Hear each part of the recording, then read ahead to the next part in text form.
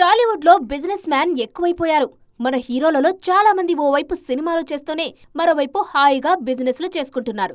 మరీ ముఖ్యంగా కొందరైతే మల్టీప్లెక్స్ బిజినెస్ నే ఎంచుకుంటున్నారు.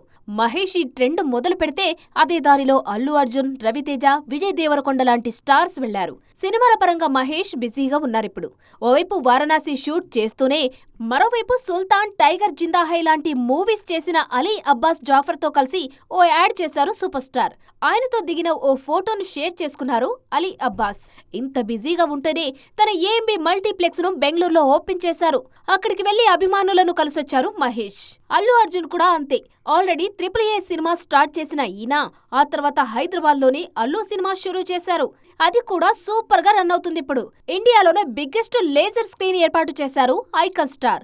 మల్టీప్లెక్స్ బిజినెస్ లో మహేష్ బాబుకు గట్టి పోటీ ఇస్తున్నారు బన్నీ. రవితేజ కూడా సినిమాలతో పాటు మల్టీప్లెక్స్ బిజినెస్ లో బిజీ అయిపోయారు.